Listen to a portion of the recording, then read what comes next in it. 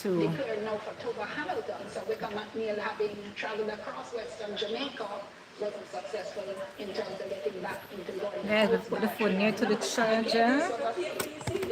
My point exactly. Whoops. Big victory there. Right, phone battery going down. She won in 2020. She's back. She's been back to Parliament. I'm a member of Parliament. I'm very happy for her. Just as well, I'm happy for Wayne Crawford and another person. Okay, we in fact have Kingston Robinson, who's in Trinidad and another. Let's go to her.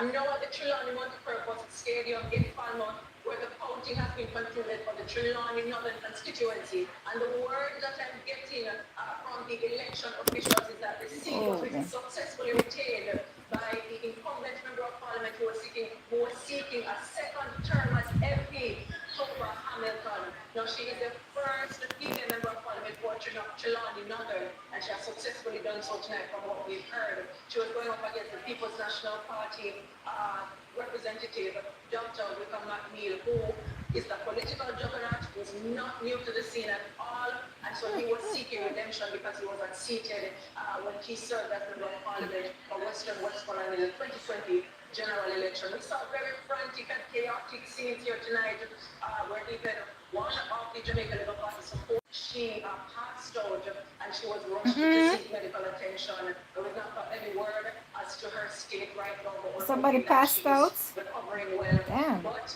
now the place has been emptied out.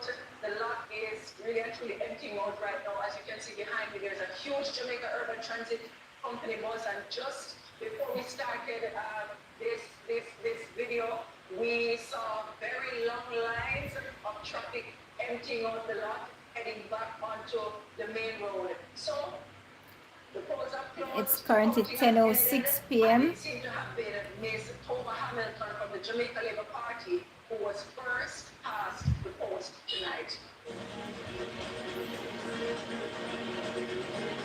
I think we were talking about the seat, and I was saying I think this exactly makes my point. The parties can no longer afford to be complacent and think of seats as, safe PNP or safe JLP seats, and I think that's absolutely great for the country, great for the constituencies themselves, and overall, as I've been saying, great for democracy. Yes, I agree. Quite a few of the young women from the JLP who won in 2020 have been returned in 2025. Over Hamilton, Rodney Crawford, Crystal Lee. Okay, here is Juliet Holness's seat now.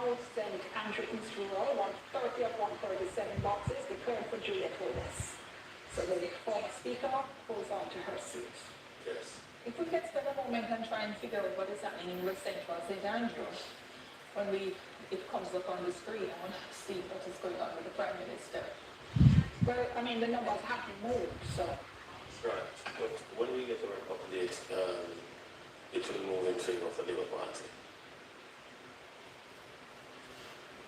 The number for the same. This is the same, that's what I'm saying. It's been the last 2 or 3 times it's come up, it's been the same.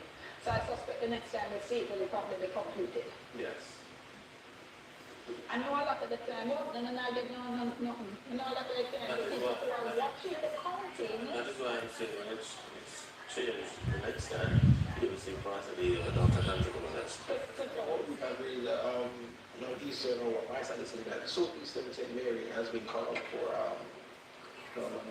for Christopher Brown. Yeah.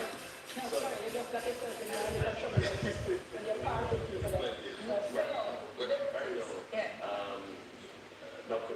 is leading. Right? So But I changed from where it was before. right. So there's only one box left there. And so you're saying you're that saying it's been called. that one box has been hit. Yes. That's what I'm saying. Yeah. That's my understanding as well. By 12, I understand. Another one going to be seen. The magisterial report. Yes. But we will see.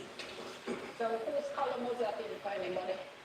That was a mistake for the PNP in my column.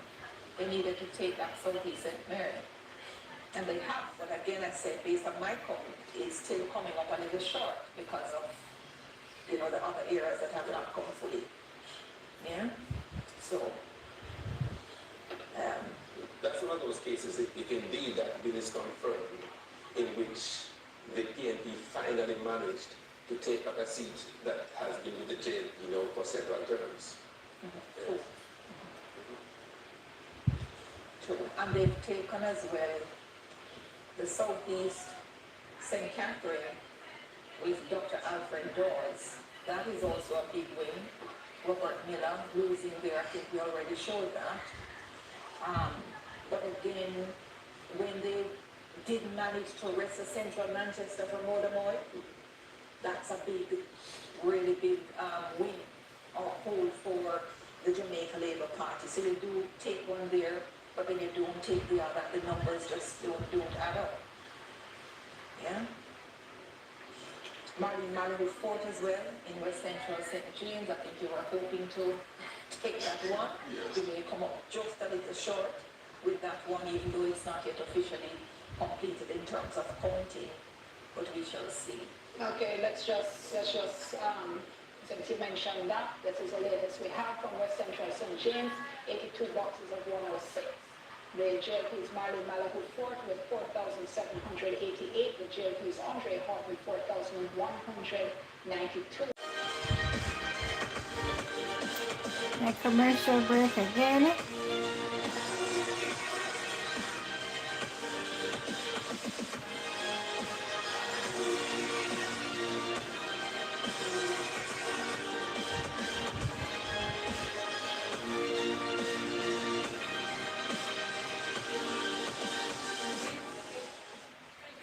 Every generation brings new hope.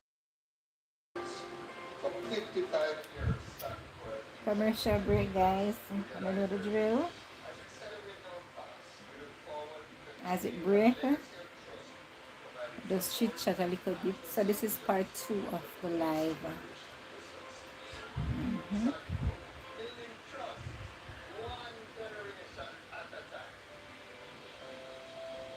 So it will be on mute until they're finished with commercial break.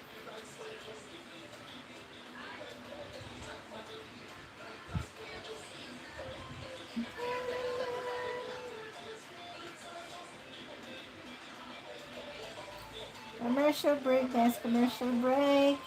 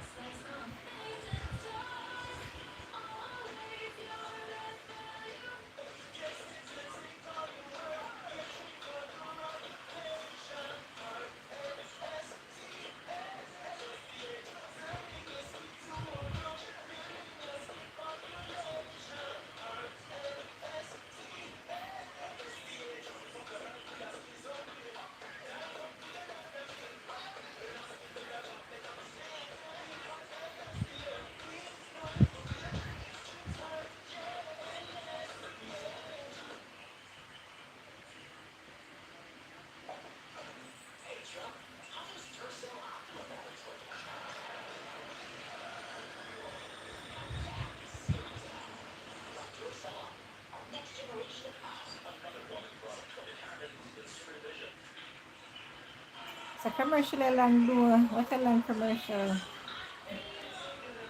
Guys. Commercial lang man.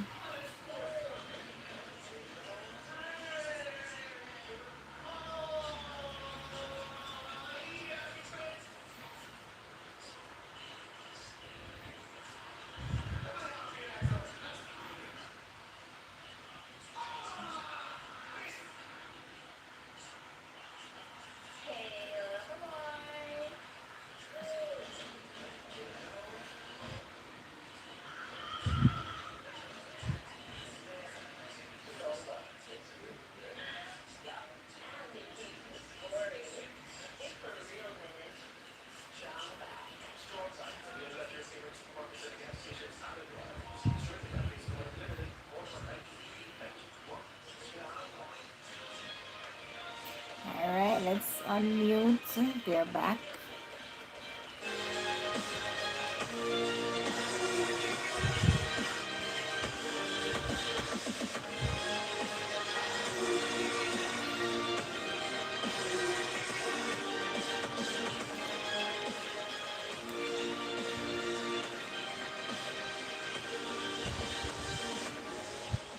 Thank you so much for staying with us. You're watching TVJ's live coverage of the 2025 general elections in Jamaica. So let's just take a moment and bring you up to date with everything that's been going on. I'm your host, Leon Jackson Miller, and with me, Earl Moxham and Emily Shields from the RGR Green Communications Group. Also with us, we have Walsh, he is from Young Jamaica, an affiliate of the Jamaica Labour Party.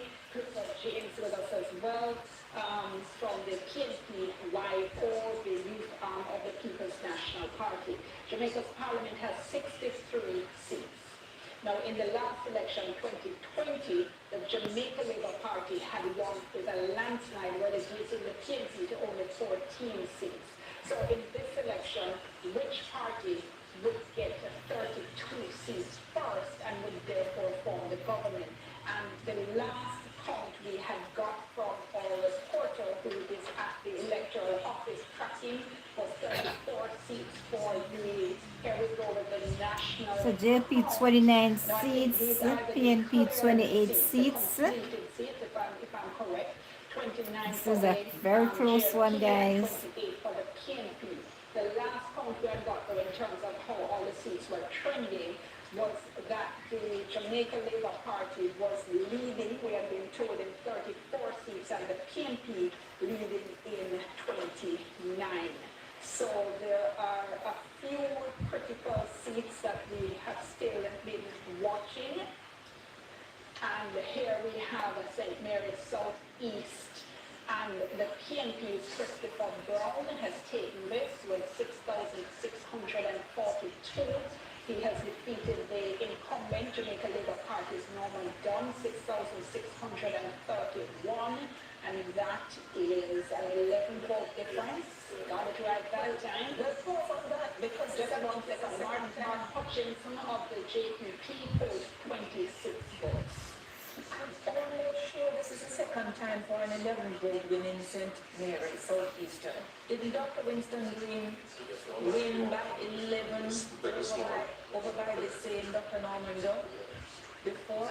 So this is interesting. We'll also head to a magisterial recount, but on the night, Recount, yeah. 49.9%, but just split by 11 votes. All right, we're still stuck on this, but just to remind our listeners as well, the count that takes place on election night is a preliminary count. Now, after tonight, then we will have what is called the final count. At the end of the final count, the parties then have the opportunity or the chance, if they wish to apply for what is called a magisterial recount, which a parish judge would do. Normally you do that when you have a very, very small margin, and I was saying a little bit earlier on in the evening, a margin of 200 votes or 100 might sound like a very small margin, but you're not going to get that overturned in the magisterial recount. That is when now the parties are going to scrutinize, and the judge will scrutinize every single ballot, and we start to get arguing over where this X was marked, and if this ballot was invalid, and if this one was discarded and should not have been discarded. So there is a process that is going to be put in train as soon as tonight's preliminary counts are over. Here we have Trelawney Southern now, box 44 of 96, Marissa Gathering for Philibert with 2,823 votes, and the PNP's candidate Paul Patmore, 2,608 votes. Just a reminder for our viewers, for our listeners, you will hear me, all of us, we are here reading out the counts. That is because we are live on not just radio, but also not just TV, not just the internet, but also radio. So we are accommodating our radio listeners as well. And we thank you all so much for being here with us, wherever it is in the world you are joining us from. We know we have a huge following in the diaspora. We're happy to have you here with us as well. So that one, that still looks like only about 50% gone there. And I know we had heard that Paul Patmore was So actually to do well. yes, Yes, but we'll see what happens when the final numbers come in there. So I would ask you, Earl, is there anything that has surprised you so far? No, I expected it to be very close, and therefore I'm not surprised at how close it has turned out to be. I think from many persons the fact that with 18 boxes left in West Central Zagambia, that the Prime Minister is, at least by what we have seen, trailing at the moment, but there are still 18 boxes to go, so he could very well, bring it home still. One of the things our listeners and viewers will have heard throughout the night is you will hear one of the panelists saying something like it depends where the boxes are coming from.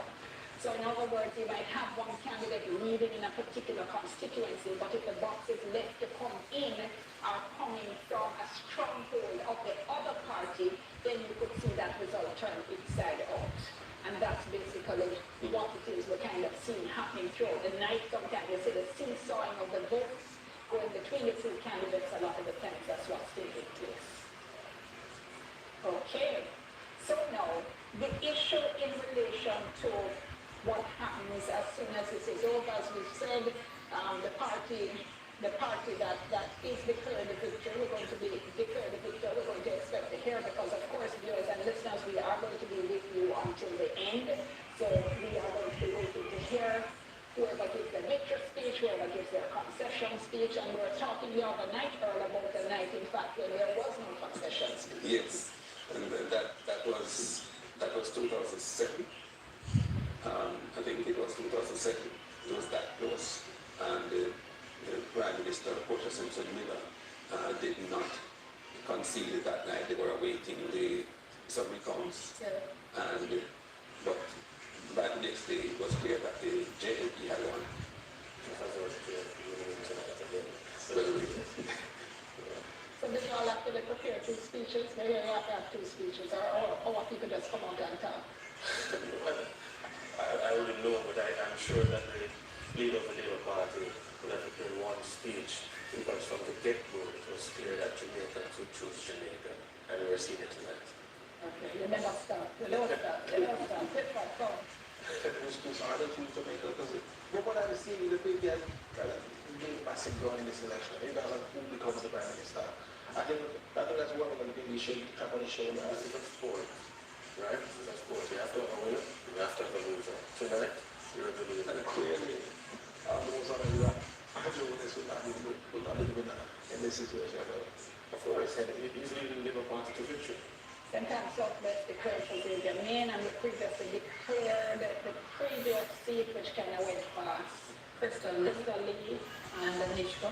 Right, declared for, there we go, declared for Crystal Lee of the Jamaica Labour Party, 8,050 votes to 7,488 for Gabriella Morris of the People's National Party. Right.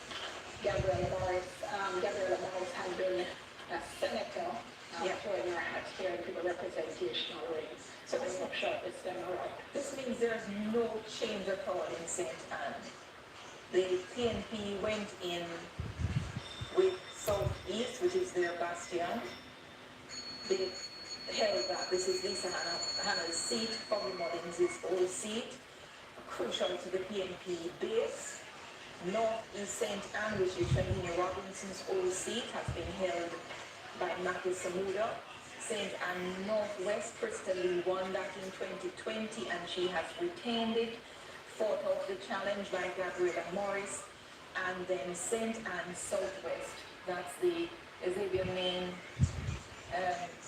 seat that he has also held, that particular one. So there's no change between 2020 and 2025 in St. Anne. So here's the question now. So let's assume, just for argument's sake, for the moment, that the trend does hold. The JLP will take the election. What does this mean, first of all, for Mark Golding as leader of the PNP? For him to have taken the PNP from the position in which he succeeded to the leadership, to then come so close to winning this election, unless he volunteers to go, I think the PNP would have to think very carefully whether they would want to have another disruption in the party's cohesion about the leadership. But that's for him and the party to decide, I suppose. Emily? Yeah, there are a couple ways that I will look at this. I keep saying that 2020 was an electoral anomaly. It still is in many respects. So that what has emerged from 2020 is that the people are willing to re-elect a very hard-working member of parliament, even if that member of parliament started out as an anomaly in 2020, but they've continued to do good work. So I say this so I believe Rosemont Crawford, I believe Kristen Lee, and Tola Hamilton, who had some issues, she has clearly rebalanced them, and perhaps it is setting a new sort of trend. If we look at it that way, then perhaps for Mark Golding and the PNP, they shouldn't be so swift to seek to discard him, because they are coming from a point where Dr. Peter Phillips was perhaps deemed to be an individual who could not take the PNP to where the PNP is at this time. A lot of people haven't thought Golden would be able to cross the line at all. Right. Can I just jump in on you and say that I'm hearing that the official voter turnout has come in at 38.8%, which is bad. That is 1% above the COVID year. Yes. And I certainly, based on the polls, The GOP is leading at the moment. Smith, Felicia Smith, GOP is leading at the moment. What has gone wrong? Why so many people So have got not, a few but I more certainly boxes said we to should study count. again, as we said at the start of the program. May I take you back to the question of Mark Golding's future in the PNP as leader? We have got to the point now where, so he's 60 this year.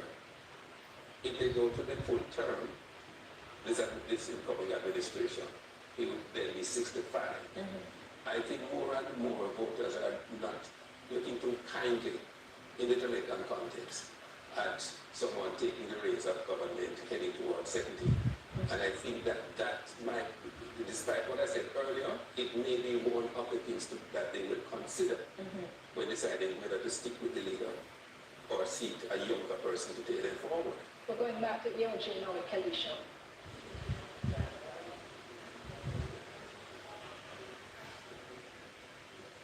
Thank you so much, Diane. So we're almost there. 99% of all the boxes counted. And what I'm seeing behind me, the latest figure just refreshed. Almost over. The People's National Party leading in 30 constituencies. The Jamaica Labour Party leading in 33. Now I'm going to tell you the areas where we're still waiting on all the boxes to be completed. St. Andrew West Central, 83%. The People's National Party leading in that area. Going down now to St. Andrew East Rural, the St. Andrew East Rural, where the Jamaica Labour Party is leading. Elisha, come on, man. Trelawney Southern, Elisha, focus. 78% of all boxes counted, and the Jamaica Labour Party is leading in that constituency. Moving over now to Clarendon Northern, 97% of all the boxes counted, and we're seeing where the Jamaica Labour Party is trailing in that constituency in Clarendon Northern.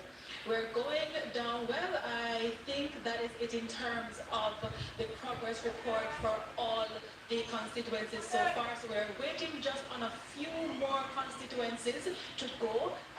We're seeing where Trelawney Southern, that's the one where we're having only 70%, just under 70% of all the boxes counted in that constituency as well, Dion. So, well, we're seeing another change, Dion. I tell you, the things can change quite quickly here at the ECJ. I'm seeing now where the Jamaica Labour Party is leading in 34 constituencies, and the People's National Party is leading in 29 constituencies. And as I said, we're almost at the finish line. It's back to you. you so much, Felicia. Great work that you have been doing for us throughout the night. And as you're saying, the just about an inch there from the finish line. So the whole issue now, in terms of the extremely close seats, I think it's two we've seen. That's too so far. Yeah. The Central Kingston and the Southeast St. Mary, which is, I mean, there have been elections where we've seen quite a few more that have been very, very close. But we were talking about the voter turnout because, again, this suggests that neither party is exciting the electorate beyond their narrow base. If we can't even get a 4 out of 10 registered voters deciding to come out to vote. So I'm not sure where that leaves us or where we're going with this project we call democracy. By the way, despite all that has been said tonight about the individual performances of MPs, one wonders what impact the last minute promises in terms of various forms of tax relief, etc., might have had on the votes in some of these constituencies where, somebody's decision to go, for example, for the promise of minimum wage increase, or go for the pension, or go for the 3.5. That's one of the things I've been saying, in fact, is that the polling numbers that we have been getting, when I looked at the dates that the posters were in the field, so many things happened after that. So it wasn't tracking with those. Yeah, in terms of the dates, in terms of the announcements, in terms of the, even the manifestos in some cases being released and what was happening. So I always felt that those poll numbers weren't going to give us a really indicative sense, but as Don said, his polls had indicated that we were going to see a close election, and indeed we've seen that. And I think there's been a lot of attempts to try and discredit the RGRD and the support, and I think what we're seeing here from this election is that they were tracking. Yeah, but it was always going to be a close election in my view. And I think the context is so important. This is the first time ever that a Jamaica Labour Party government is facing the possibility of a third term in office. And on top of that, Hold on, Emily. Here's an update. 93 boxes of 105 in the Prime Minister's constituency. He's now ahead here. 5,387 votes to Paul McCann of the PNP, 4,904. So 93 boxes, so that is 5 and 7, which is 12 boxes left to come. this side. No, I can visualize Desmond McKenzie wiping the Prime Minister's face with the change in the set, because that must have been a moment. Paul Buchanan did say he's going to unseat Mr Holness, and he has come pretty close, but things are changing. Yeah, Trelawney South, I think we had a look at that before.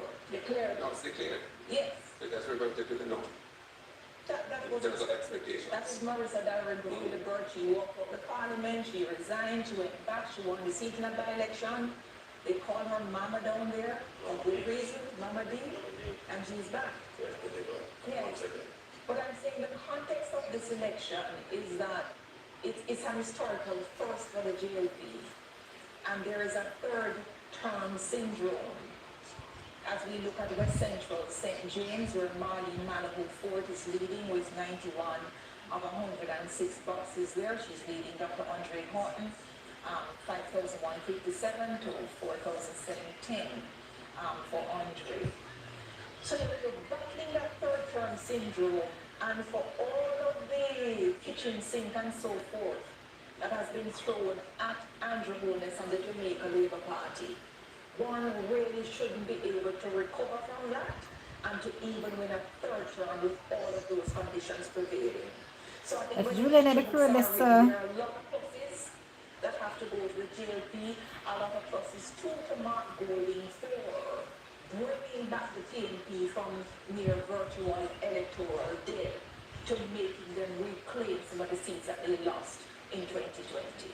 I think we're seeing live pictures here of the JLP headquarters. Yes. So we're waiting to go back to the headquarters and to hear what's happening. What time is it? Check the time. It's 10:35 p.m.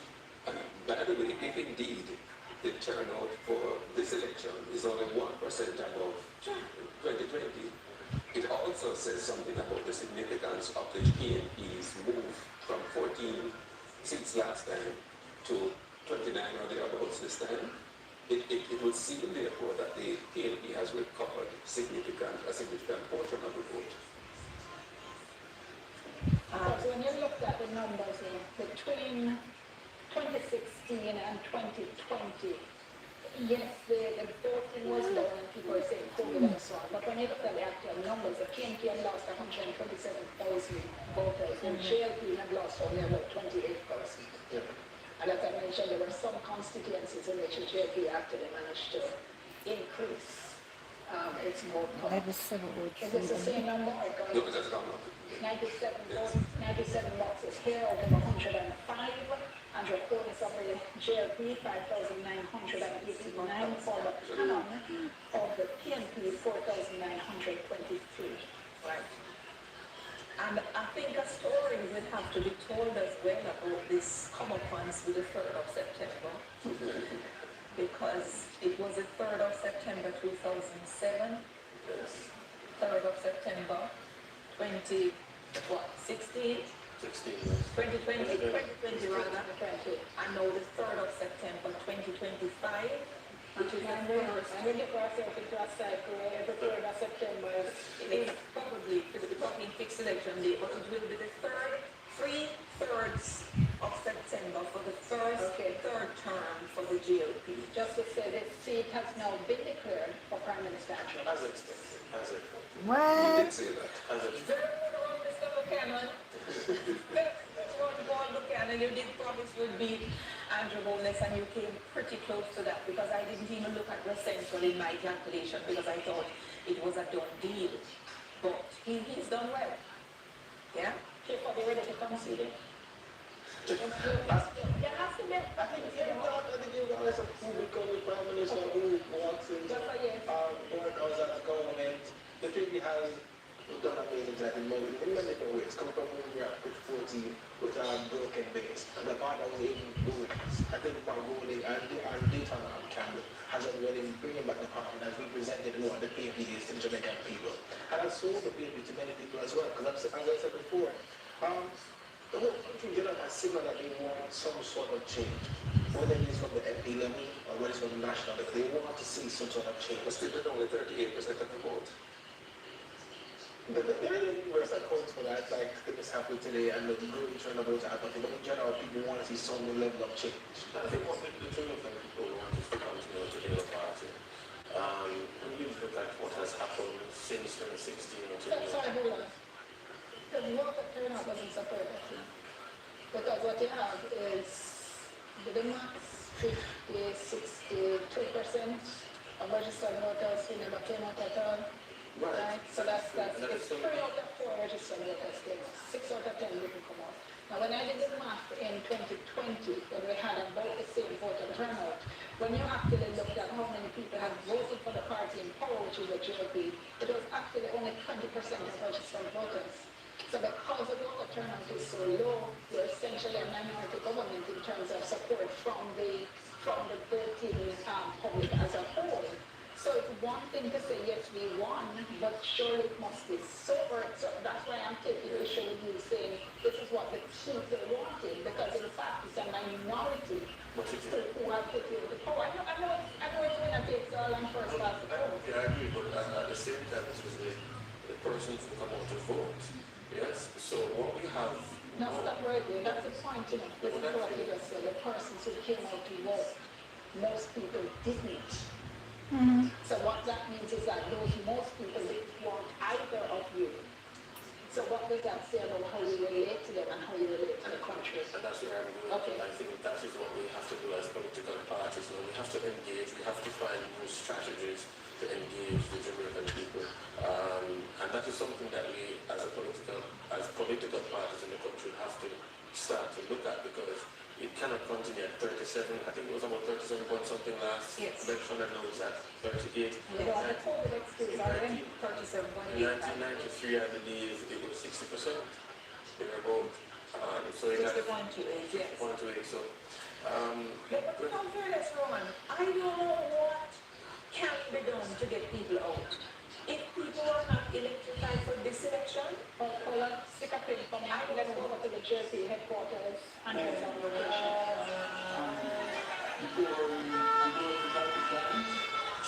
Thank you very much, Dion. The mood here at the JLP headquarters shifted a bit earlier when they saw the numbers of Paul Padmore in the Prime Minister's constituency when he was leading a bit.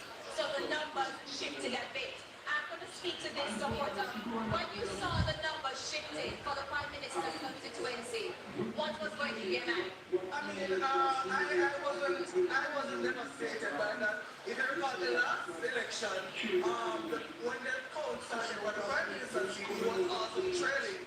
So if you look at the historic count of that seat, you see that the Prime Minister is always trailing, and then in the end, he became victorious. So tonight was no different for me, because I understood what happened from the first time in the election. So while he was trailing, and that in the end, the Prime Minister would come home, he is our one peer, he is our brother, he is the elm of the Jamaica Labour Party. So there could not be a third term without a Anthony. So what we knew that we were winning the third term, Anthony had to win the seat. Were you always a JLP supporter? Yeah, well, from the time I started following politics, I became a JLP supporter because I go based on policies and not family lines and traditions. I'm not a diehard government or a diehard JLP. I go based on policies and the history of Jamaica's politics. So the JLP has always been better in terms of managing the economy. The JLP is founded out of a need to support. I'm working class. I'm looking forward to climb that. In the history, done better for working class and for the economy, so I had to support it. To the board, because we're going to exactly talk about the last year in and which constituency you go to. So I get me one more black shop, and I go to the Eastern Secretary. Stop here, please, but I still have to tell you that. Thank you so much. And as you can see beyond the party that atmosphere has launched ahead here at Belmont Road. Thank you so much, Andrea. So let me just go back to the voter turnout issue and give our listeners and our viewers a sense of where we're coming from. Just to remind you, you're watching TVJ's live coverage of the 2025 general election. I'm Dion Jackson Miller. Thank you all so much for staying with us across the platforms, on radio, on TV, on YouTube, on spotmedia.com. Those of you here at home and those of you abroad, we are happy to have you, and we hope you continue to us. We're taking you right to the end of tonight. All right, so if we just look at the later years, because we know earlier on our things that go on. So if we look at from 96, let's choose 97. That was a 65% voter turnout, right? 2002, we were down to 59%. 2007 was 61. 2011 was 53%. 2016, as I said, the first year we fell below 50% with 48%, and 2020, 35%, and now 2025, 38% voter turnout, only 4 in every 10 registered voters bothering to come out and vote. Emily was saying something before we pause, saying she's not sure what else we can do. But Emily, my view has always been, I have never thought that the two major parties have seriously tried to attract anybody other than their base. When you even look at the campaigning, what is the campaigning? It's going to look in an orange and being a midnight on the campaign trail. It's fun to watch. It really is. But for people who are not inclined to join in the carnival and the singing of the songs and whatever, and want to see us again, what's that? For people who are not looking for that, I have not seen either party making any serious attempt to pull in everybody else. But let me try and respond to it. I don't know the answer to all of that, but the numbers start reporting in a vacuum. When we were at 1997 with 65.22%, there was 1.1 million voters on the list. In 2002 with 59.4, there was 1.3 million. In 2007 with 61.4, there was 1.336 million. For whatever reason, in 2016, we jumped to 1.8 million people on this voters list. 1.8 million in a population of approximately 3 million. And in September 2020, we're at 1.9. This election, we're at 2.07. Where some of the people come from on the list when we have 3 million people in Jamaica? Is the list completely clean of dead people? And are there dead people on the list who can't make it? And so the voter turnout will never be larger than it is because we have a ballooning list full of hundreds of thousands of people that we need to double check. I don't understand it. And the reason I'm asking this question tonight is because I have been watching elections since 1980. This is the first election I'm seeing such fervor and energy. Every man and them dog. Every animal in the voting regions. Dog pussy rat come out. Let's just go to the break. Totally updated voter turnout figure 39. Guys, like up the live, subscribe to the channel. It's free to subscribe. And we're back right after this.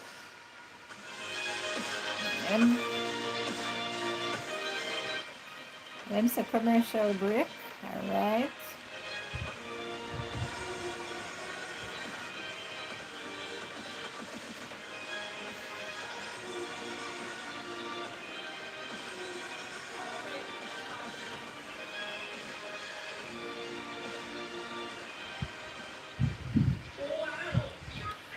Commercial break, people. Commercial break. So since we're on commercial break, subscribe to the channel, like up the live, and share to other people so they can watch the election.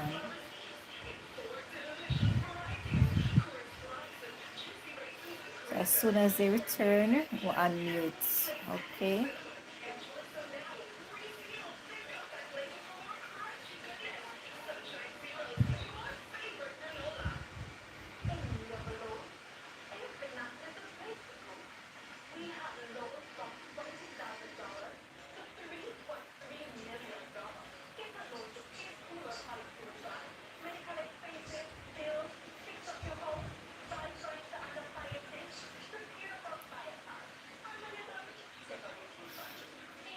And drop your comments in the comment section, guys. Let's hear your views.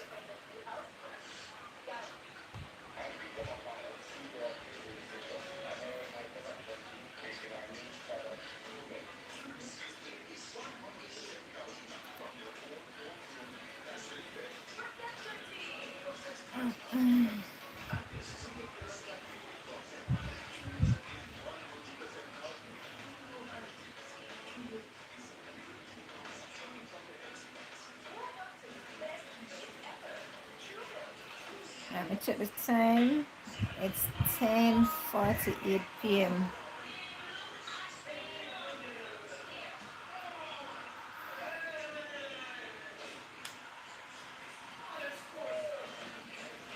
Hope you're enjoying your night so far and enjoying the live. So guys, this is part 2 of the live. I already uploaded part 1. So if you want to see part 1, you can watch it too. So this is part 2.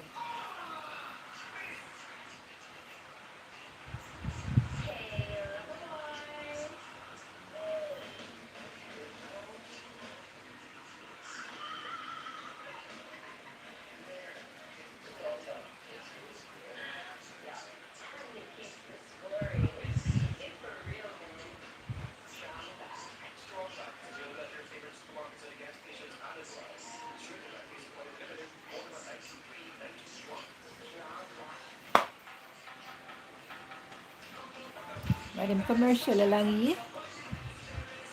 Too much commercial, man.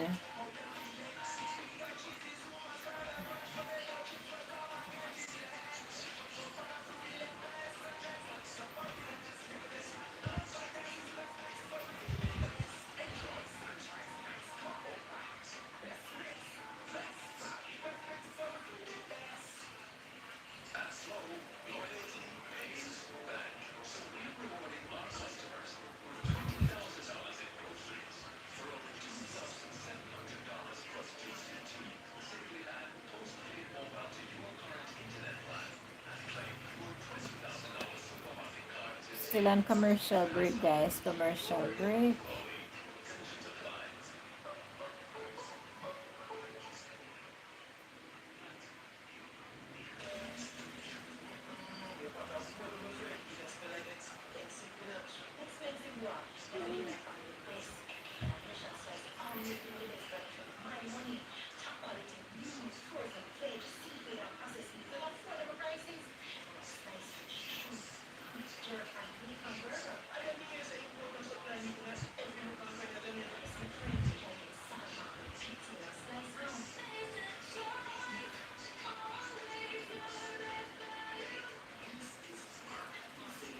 My commercial long man. No man. Too much commercials.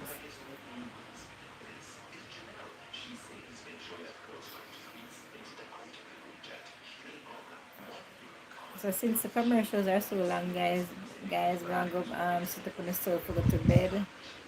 And then brush on the teeth, cover on the ear. And if you shower quick and fast. You know? It's a lot of commercials, so they're on break, guys. Remember to subscribe to the channel, guys. Subscribe. It's free to subscribe and share the videos to others so they can watch it, guys. So share the video. Drop your comments, guys.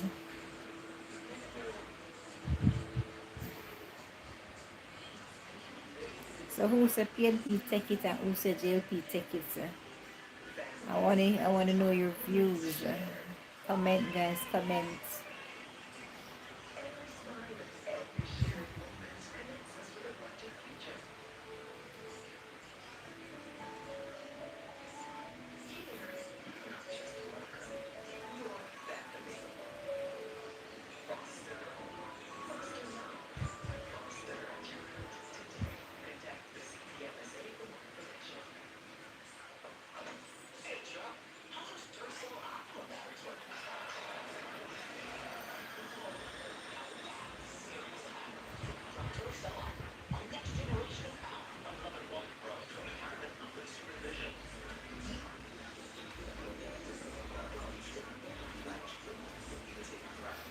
Guys, gonna brush the teeth and get to the hair cover underneath the bun because these commercials are in no time soon.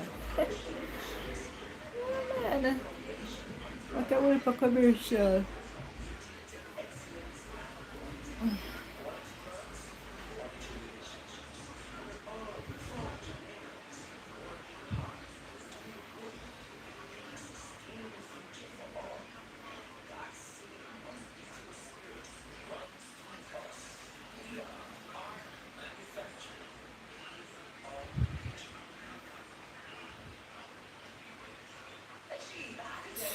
No, man. I think the people in the studio, in the TVJ studio, they're on break. They might take maybe a little break for themselves. I think that's what it is. As usually the commercials would have ended already. I think them take a little break for themselves. Well, they're only humans, guys, so we just have to wait until they resume.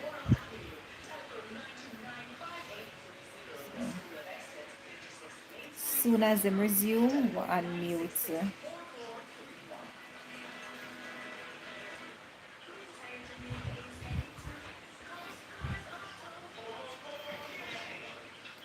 reggae ambassador.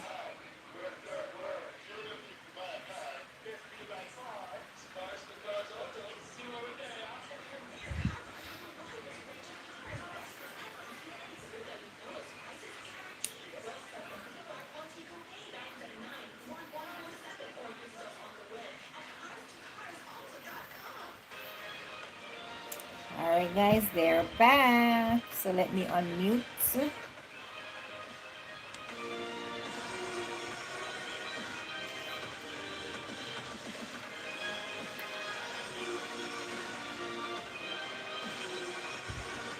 Guys, like up the live, no? Like up the live, man. Like up the live. I hope you all subscribe, you know, guys. It's free.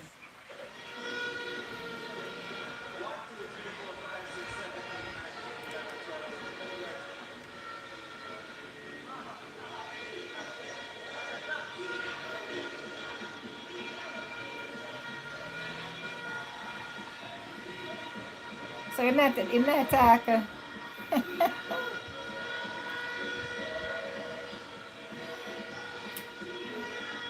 I must have took the microphones. Okay.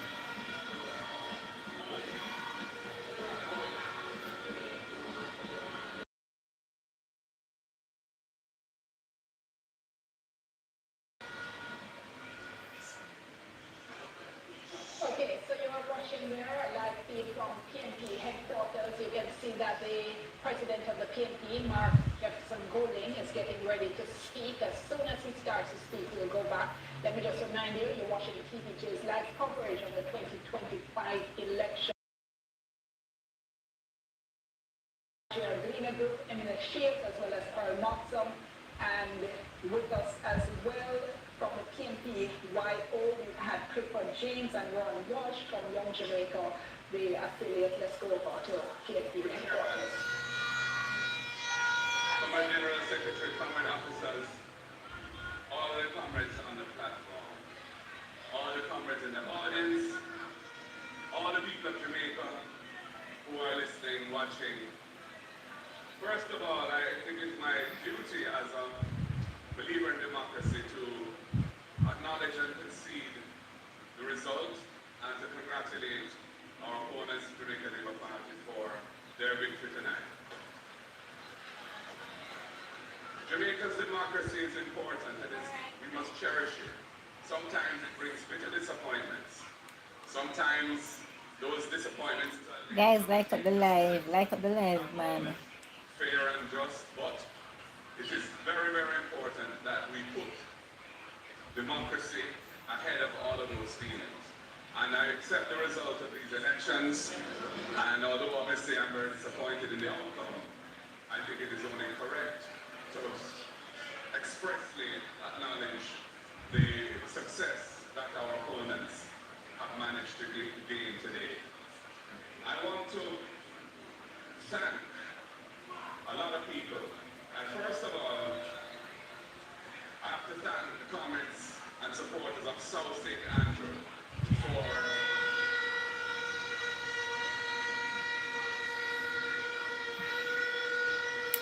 People blow the on, man. Come the man. standing with me, for coming out today in the numbers, and for giving us a decisive victory in the constituency which I have the honor to serve. I also want to thank our campaign team, led by our campaign director, our general secretary, Dave Campbell, Dr. Dave Campbell.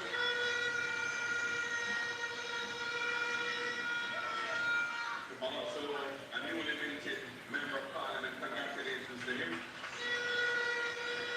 And his victory from Westmoreland.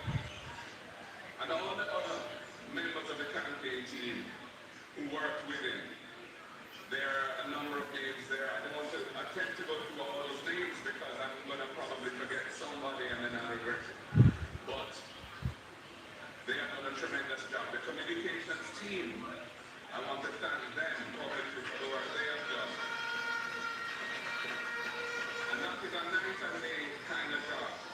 Starts very early in the morning and goes on till late at night. So their commitment to the task at hand is remarkable, and I want to thank them deeply for it. All of our candidates who ran in this election and their campaign teams, I want to thank them for their effort, for their commitment to the country, to the democratic process. I want to, of course, congratulate the 29 who have been successful tonight, and we've more than doubled our number of MPs tonight.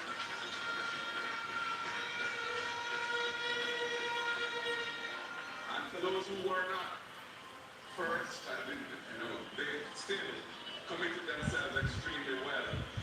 And I want to say that this was a wonderful demonstration of the maturity of Jamaica's political process, that we could go through such a closely fought election without any violence to speak of. And, we must all give ourselves a round of applause. In our homes, they're listening, here at PNP headquarters, because that was not always the case. And I wanted to thank who led that process to where it is today, where I think we can safely say that Jamaica is a place that really cherishes and respects the democracy that we have built. I want to thank the people of Jamaica for having received us so well and having given us hundreds of thousands of votes and given us 29 seats. We don't take that for granted. We thank you for your time today. I know the voting has often painfully slow, and that's an issue which more will have to be said about, because it's an undemocratic situation when people, elderly and other people, have to be in the hot sun lining up to vote for sometimes hours, and it should not be that way. We should do better, and we have to do better. I must tell you that I'm proud of the platform that we put forward for the people of Jamaica.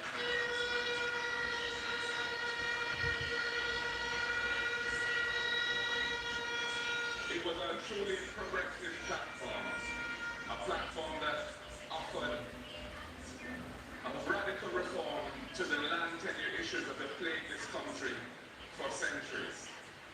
A radical platform that would have enhanced the standard of living and quality of life of those working families that are struggling to survive now by giving them significantly lower tax burdens on their income.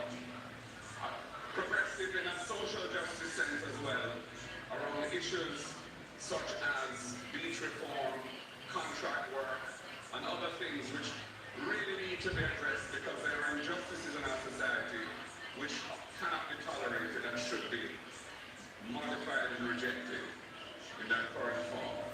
So I just want to thank all of the team that came together and developed those ideas and put them forward boldly and without reticence. And I think that for many Jamaicans, they saw the benefits and the power that platform and those ideas and proposals would have delivered. So ladies and gentlemen, for us it's a difficult night. This is not an easy speech to make. One doesn't want to, one wasn't hoping for a result which is not success. And it means that the government will get its third term and we will have a nation to deal with that going forward. But the People's National Party, I'm happy to tell you, is alive and well, is a powerful political organization.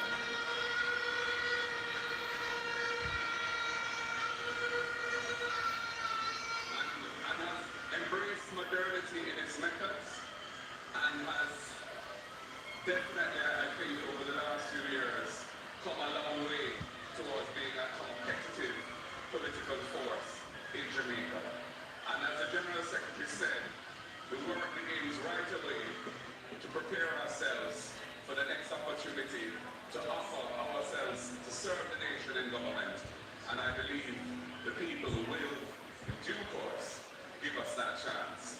Ladies and gentlemen, comrades and friends, the word is love. Power to the people. God bless you all. Thank you for your support.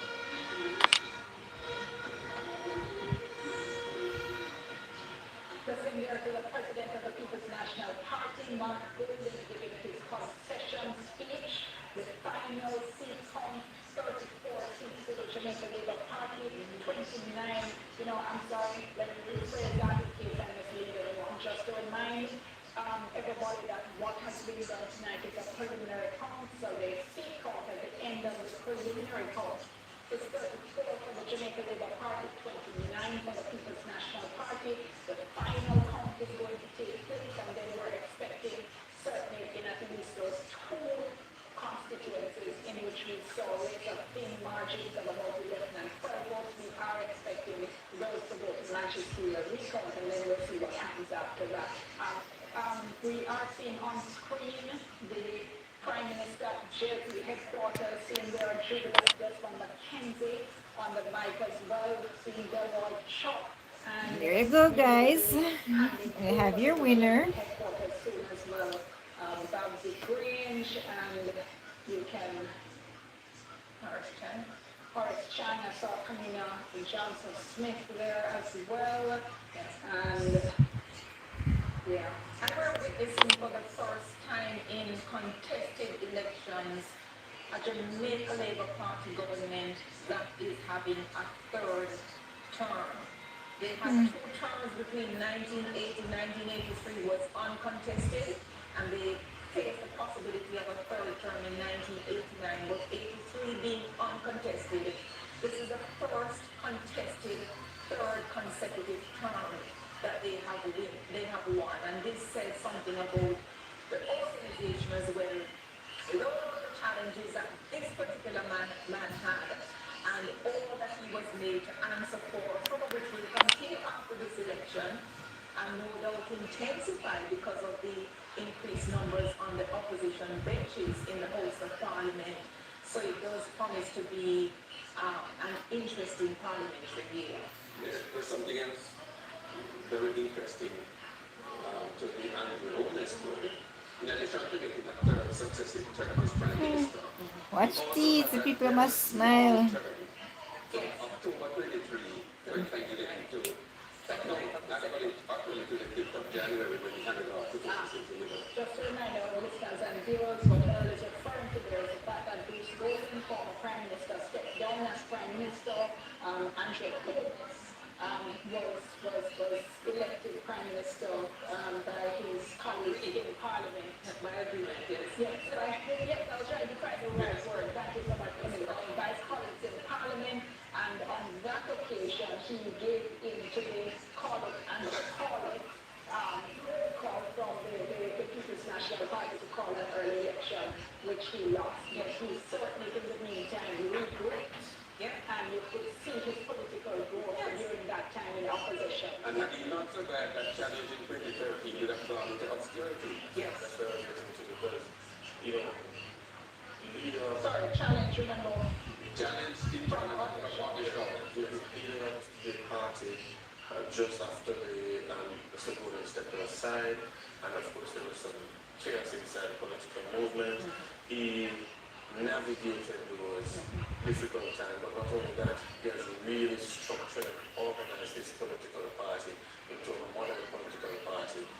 2013 challenge for Watch the teeth. election. I'm Jackie in teeth. 2016 won the election. 2020 massive landslide victory, right? 2025 again. Andrew Holness has led the Jamaica Labour Party to yet another election. And a quick one, we need to go in quick one, but before that, let me go back to Janella to show us what Gordon House will now be looking like. Thank you so much, Dion. Well, when we started this broadcast, in fact, leading up to today's election, it was 49-14. But after the ballots have been counted, it is 34-29. Now, will Gordon House continue to look like this after the magisterial recount? Well, we will just have to wait and see, Dion. Until then, it's back to you. Thank you so much, Janella. As we've been saying, one thing is for sure, we're seeing a much more balanced parliament and likely to be all the better for it. Quick on your comment on listening to Mark Rowland there. I think Dooley may have lost. I think a lot should be credit to him and Beta Keppel. We have brought back what we believe was a unified party, a strong party, a competitive party in the elections. So I think there's a lot to tap on our shoulders. We moved from 14 to 29. It has a lot to be less of a shots for that time, especially coming out of a very serious election challenge. And not many things voted against it. But especially in multiple we have past members, we are going against current challenges. Alright guys, waiting on Andrew's speech now. Yeah. There's a lot of work to be done, but I don't think we're in a bad position now. We may not have all the government, but I think we're in a good place. And what we should do now is not to go back to what it was in that 2016 time after we had lost there. I think now we should work our way at least moving forward. But the party hasn't shown that it can manage leadership challenges very well, though. I mean, the last is what, 3? Let me check the time. It's currently 10 minutes after 11 p.m. So Wednesday night, election night. So waiting on the winning party speech. But you feel how? exactly. How you feel? Calling up. Yeah. Pretty good. We have moved from 40 to 29 seats. Okay. Mr. Golding's constituent speech is always something that's important. Very important. I think he struck some bright notes.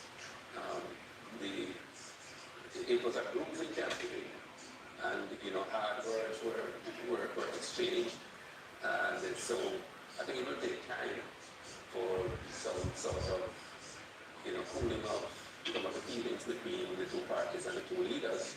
But if keeping what was expected of him under these circumstances, and it is in keeping with Jamaica's democratic traditions that we do that. In fact, we have done better than the United States sometimes in that respect. All right, so we're still waiting to join the Prime Minister to hear his victory speech, but let's go to another break. This will come. All right, another break before the Prime Minister speaks. All right.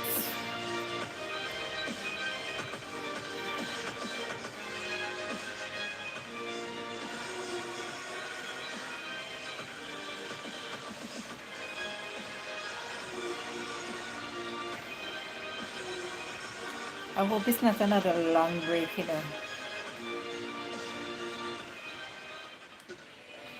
So guys, we're still waiting on the Prime Minister to speak. So hold on. Don't go anywhere. Still waiting. So commercial break. It's been muted, so you gotta hold on.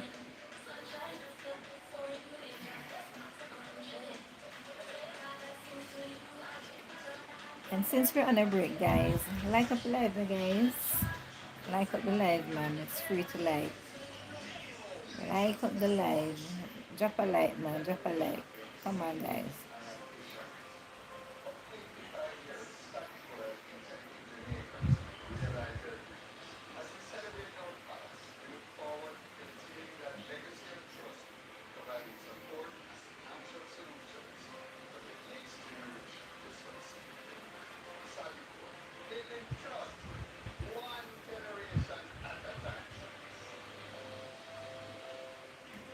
Hi, Wade Walker. Wade, we're waiting on the Prime Minister's speech. So as soon as the commercial ends, then we'll get to hear the Prime Minister's speech.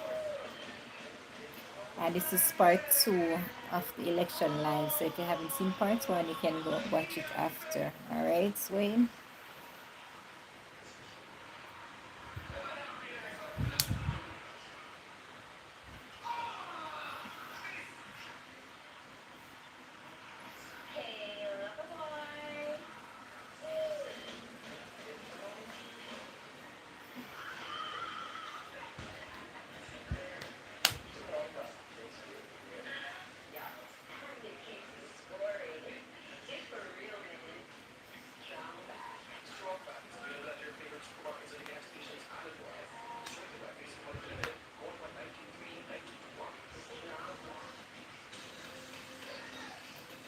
Still waiting.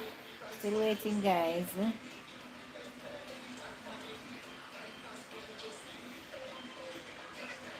Guys, it's coming to the live is coming to an end and the commercials is getting longer and longer. Come on, man. They need to cut down the commercials.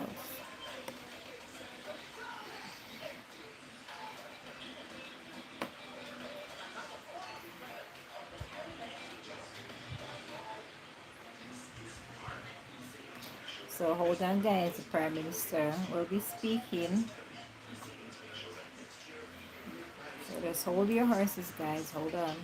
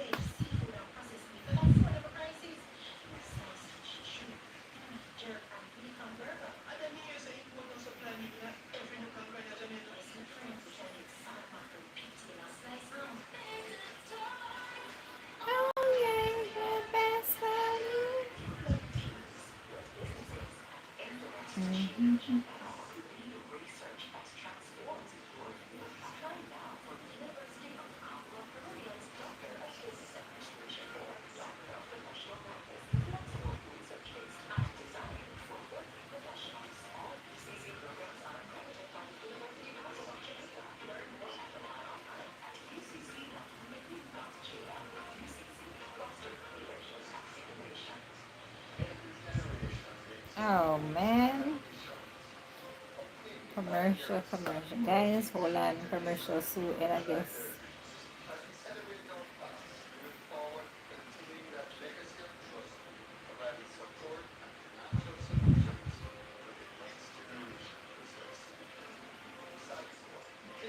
So guys, what like the commercials, them long run go to the bathroom and come back.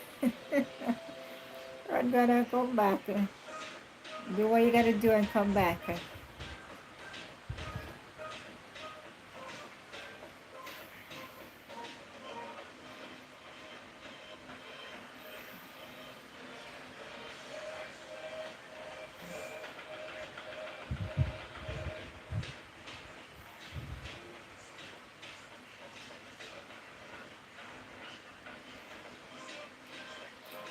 I hope y'all subscribe to the channel now. I see y'all been enjoying the little live. Alright. And we're back. Let's unmute.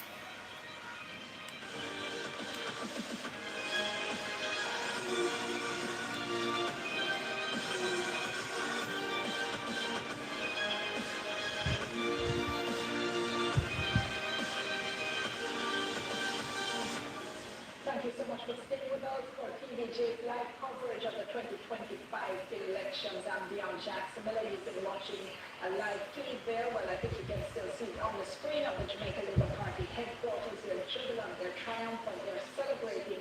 So the Prime Minister is still to speak, but what we're seeing is a lot of the key people, key officials in the parties coming up and speaking before he goes.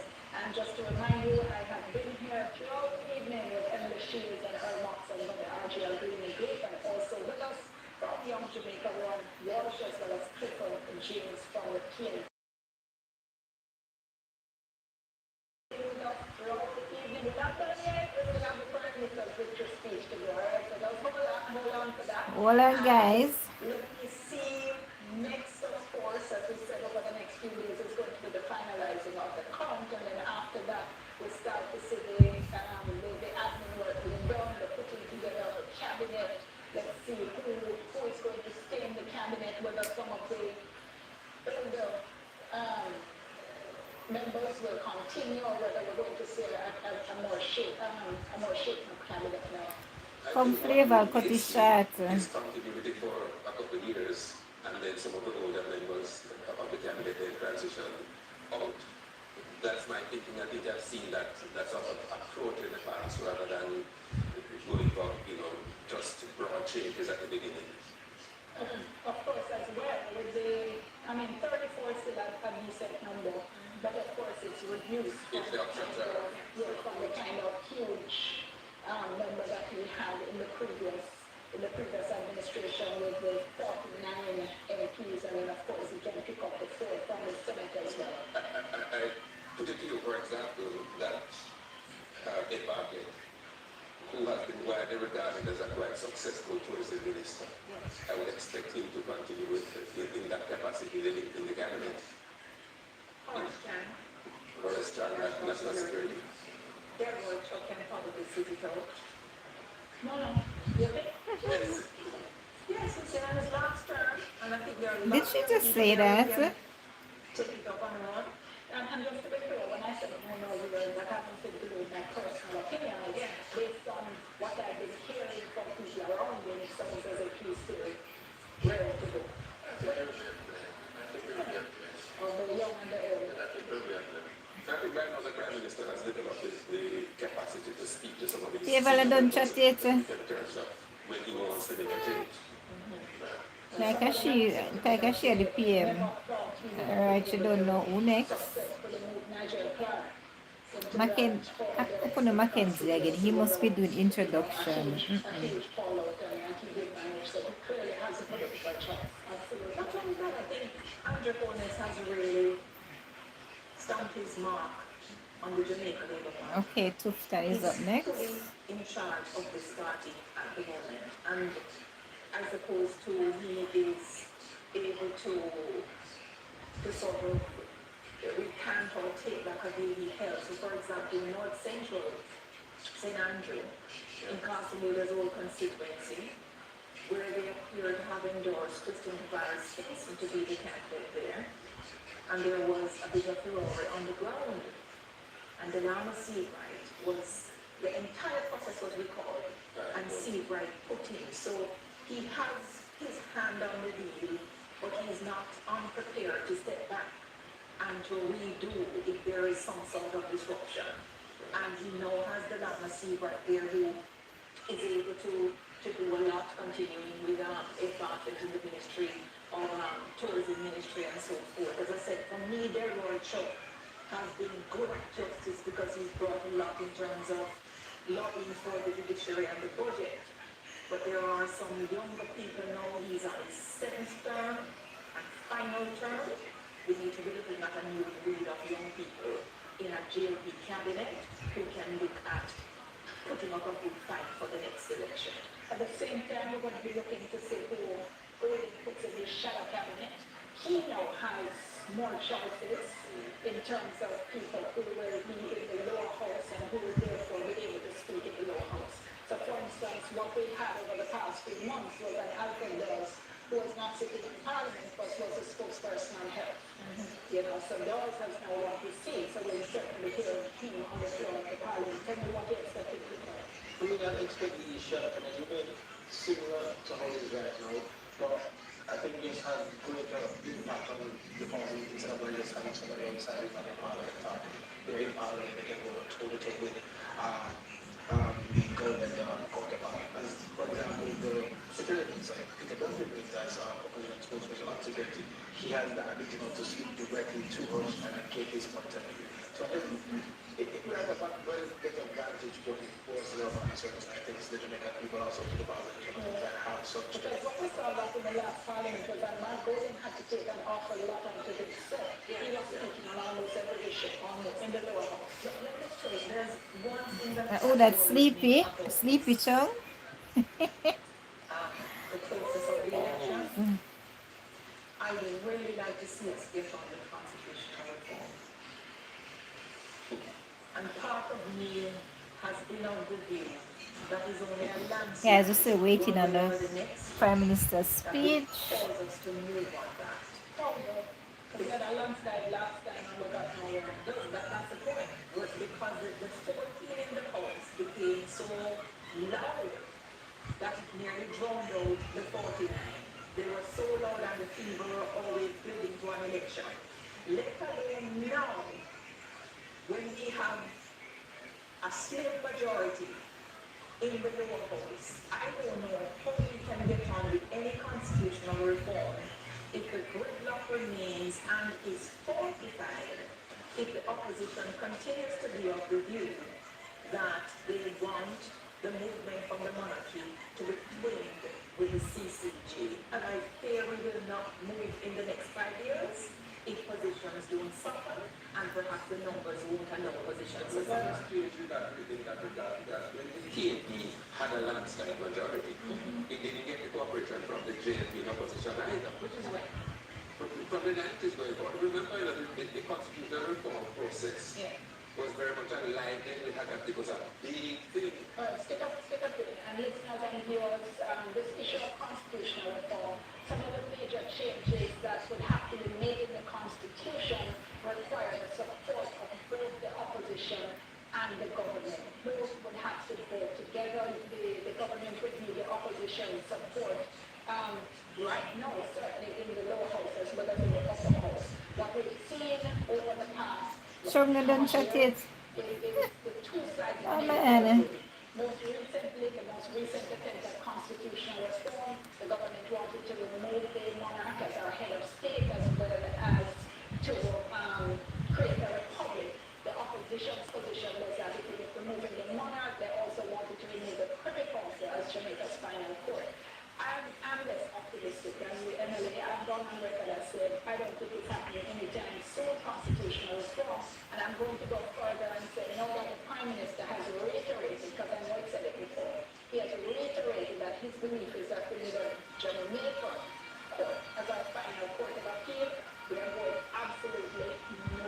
No, but I don't think that's all the Prime Minister said. He said he prefers that, but he thinks on such a fundamental issue, we should hear from the people when they want to. That is a signal that's coming from the government and coming from the Prime Minister. An indicative referendum is not going to go that way. No, as far as I understand the Constitution, the problem with the final court is, even though it don't require a referendum to change from the Privy Council, because the Privy Council is deeply entrenched in the Constitution. No, it's not. The Privy Council It's not. We can remove the Privy Council. We can remove the Privy Council's difficulty if it's what we replace. But that's the point. So we can, let me finish the point. We can remove it, but they require the forces which we're going to replace it to be at the same level of entrenchment as the court we are replacing it with. And hold on, because I always want to make sure viewers and our listeners are following. The Privy Council has said that if Jamaica wants to remove the Privy Council, it can do so. It does not need a two-thirds majority in both houses of Parliament to do it.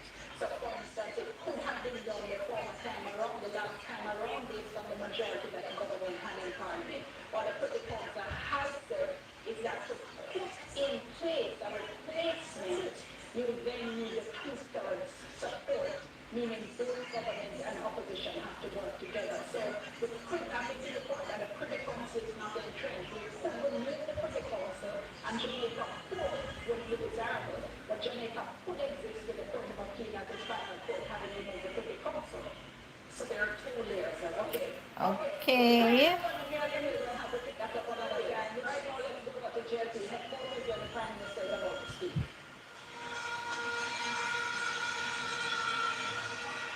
This bell is not an easy bell to ring.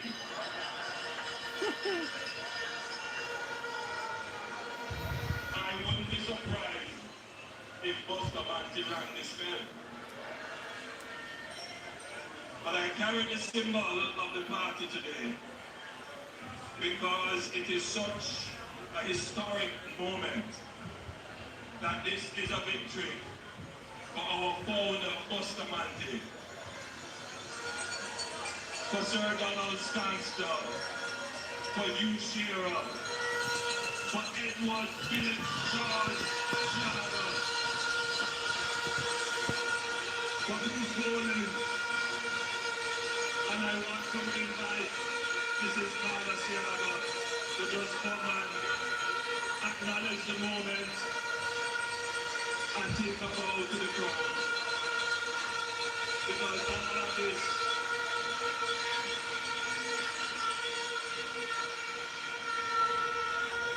Mr. Seaga still, well, he must be happy. So, Desmond, just, you are only allowed to hold the bell temporarily. Do not ring it.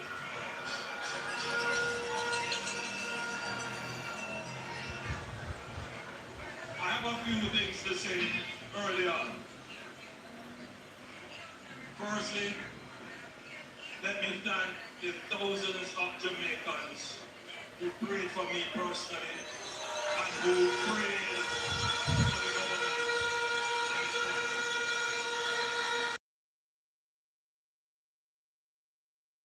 I want to thank my wife and one of my sons is here, Adam. Come on, guys.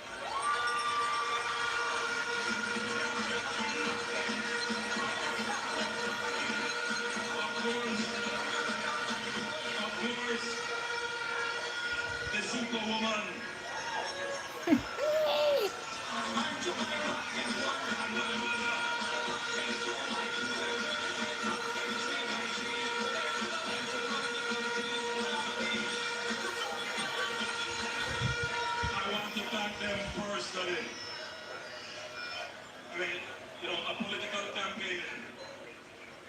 sometimes, when they see the personalities, they forget that they are human beings with feelings and emotions, and they can be objectified. It's very difficult, but I want to thank my family here and abroad and all over who have withstood a tremendous onslaught, but they never gave up on me or on the people of Jamaica.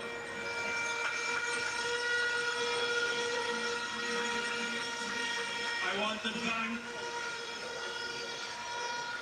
I want to thank the political team. I think we have the best political team in the Caribbean.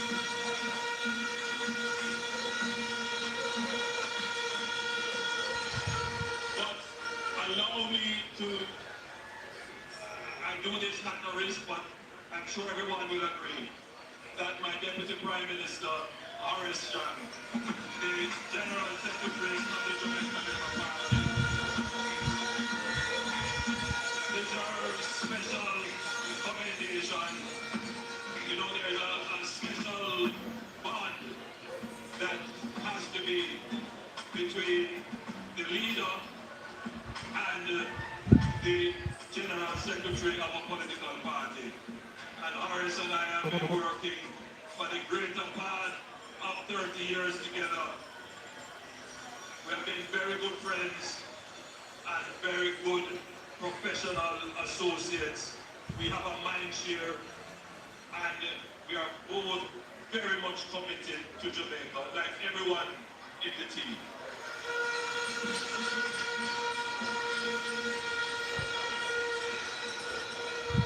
I want to thank you, the supporters. You would know how much you mean to me.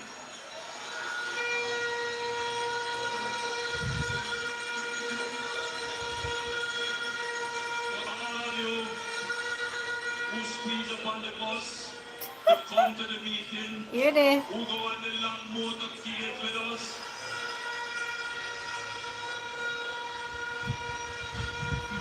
for all of you who take on the PMP when you hear them with their lives,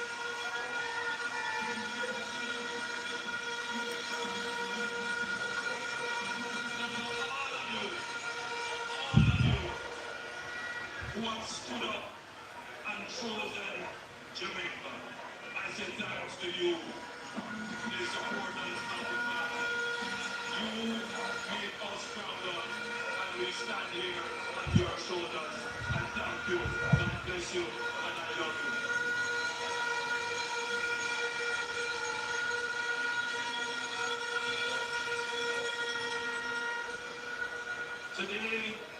Today, Jamaica won.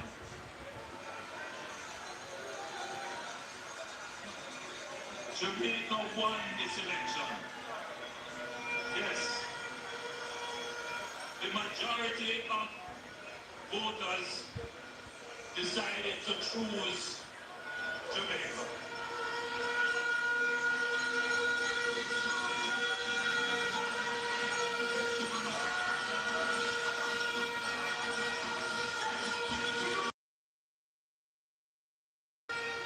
Make no mistake about it. This was not victory by default. Make no mistake about it. This was not an easy victory. Make no mistake about it. This was a fight. But we did not descend my political organization. We did not descend to the gutter to fight. We did not seek to trick the people to win. We did not seek to tear down anyone to lift up ourselves. We did not seek to tear down Jamaica in order to be able to administer the affairs of Jamaicans.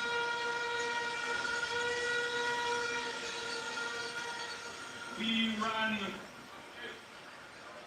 a clean, disciplined, focused, well-organized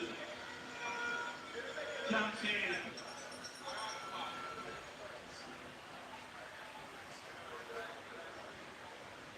And we proved that we can run a decent campaign and win. And that is how Jamaica has won.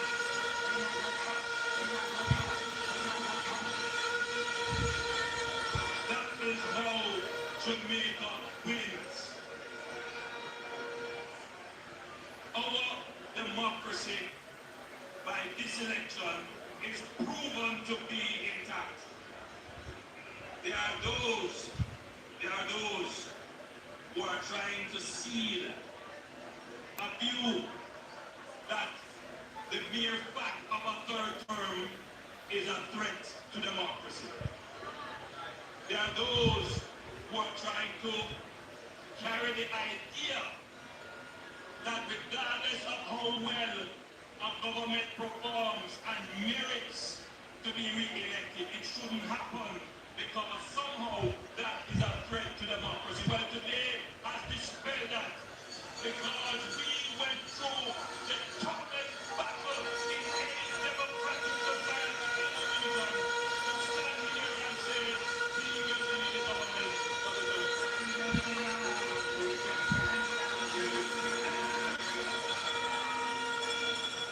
And I want that point to be understood. We contested the election with the highest level of decency and morality. The people came out. We do have our concerns about the turnout, but the people who voted, the majority spoke and chose Jamaica.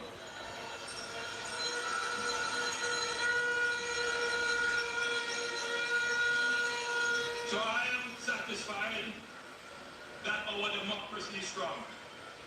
But I wish to assure all Jamaicans who participated in the elections or who did not participate in the election that my government will continue to be respectful of, uphold and advance democratic institutions and protect the democracy of this country.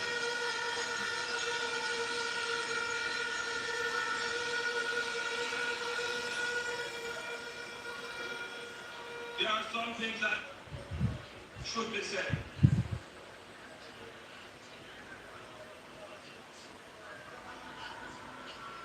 No weapon formed against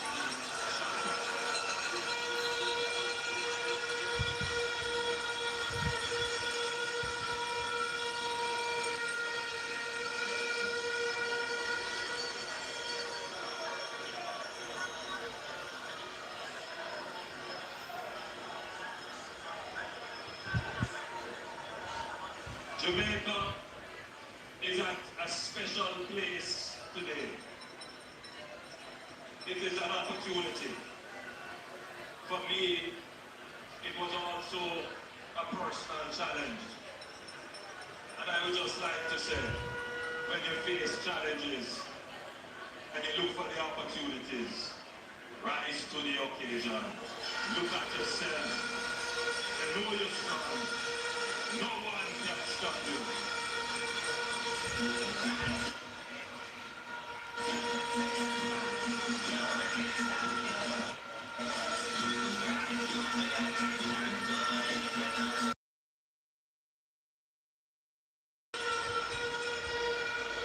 And after all the attacks, the lies, the rumors, the innuendos, I am still solid as a rock, like just as something.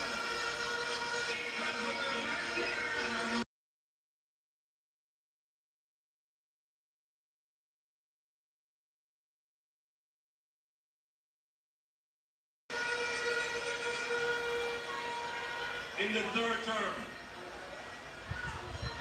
as in the first and the second, we must guard against arrogance. We must develop an even keener ears to listen to the people.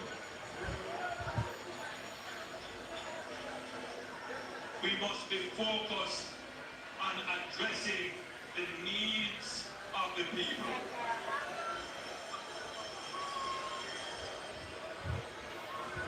And while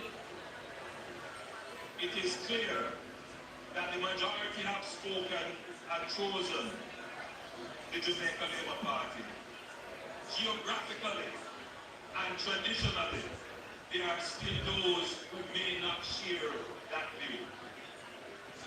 And for varying reasons. One reason is they say, yes, we see prosperity in some areas, but they want prosperity to come now to their community, to their driveway, and to their doorway. This government,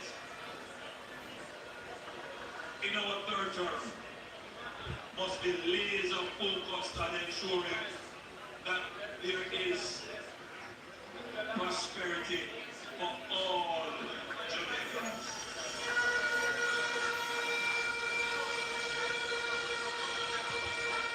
And just to be clear, prosperity doesn't mean riches. For some people, prosperity means peace. They want to live in peace. For some people, prosperity may mean their children getting to university. For some people, prosperity is a car. For others, it is a house.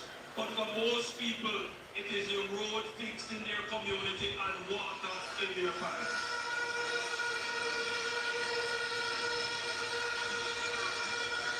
And so, we must be focused on delivering these basic public services, which means prosperity for so many. But Jamaica is more than that. Jamaica is a potential to be realized. And for decades, we have underperformed. The story of Jamaica is that we have done so much as a country, but we could have done so much more. For the first time, an electorate has said, we will reward a performing government to continue to deliver the promise of Jamaica.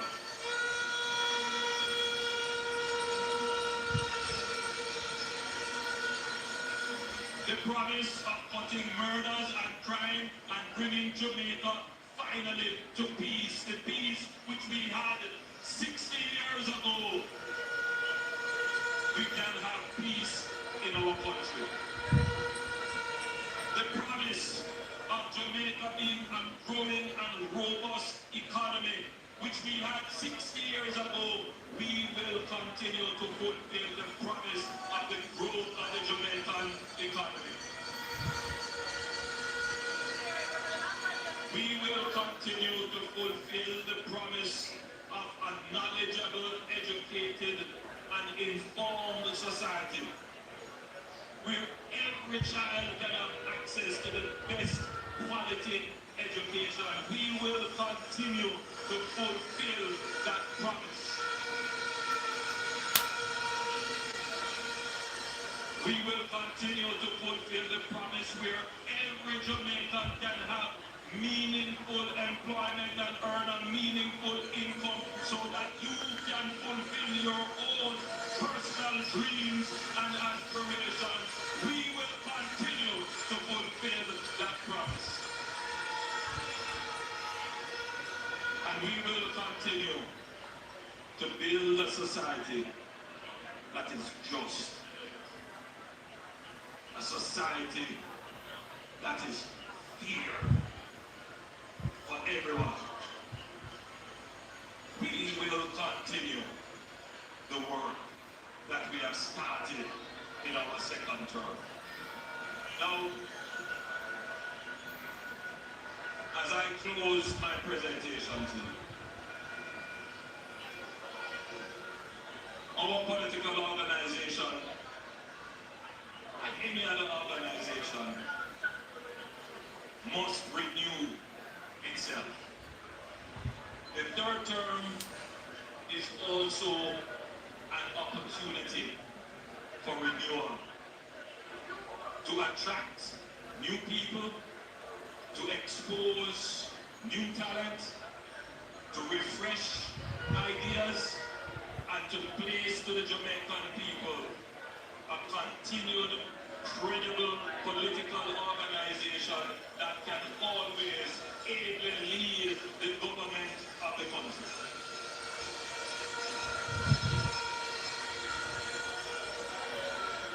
So we will not be laying back comfortable in victory. No,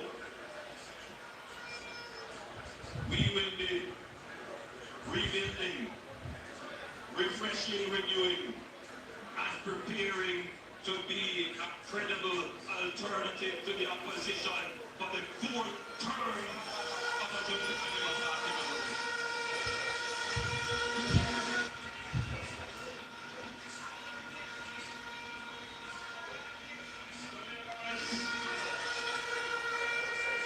Jamaicans, your democracy is strong. You have made the right decision to continue with a government that performs, because it sends a signal to governments to come that the way to win is by performing, by doing, by achieving victory by merit.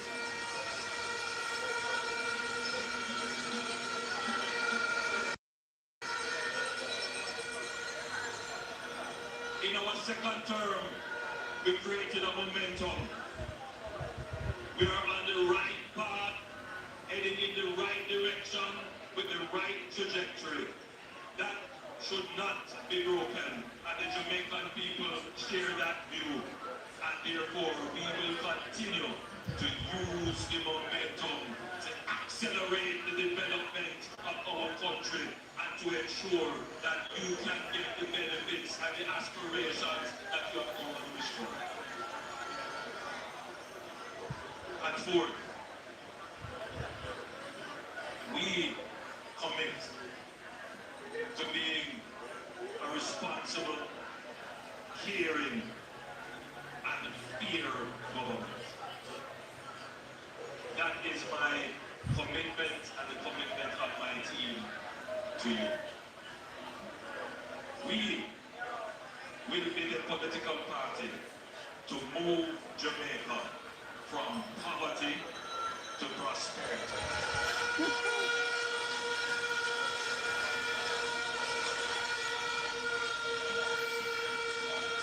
I continue to be your one pair. There you have it, guys. There you have it, as Prime Minister has just spoken.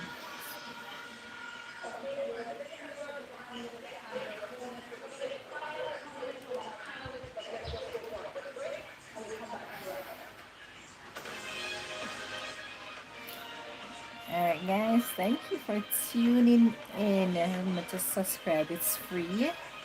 If you don't really like the live, thank you for watching, guys. So if you haven't seen part one, it's already up. So this is part two. I'm just gonna edit it and then put it up for you guys. So thank you guys for watching. Bye, guys.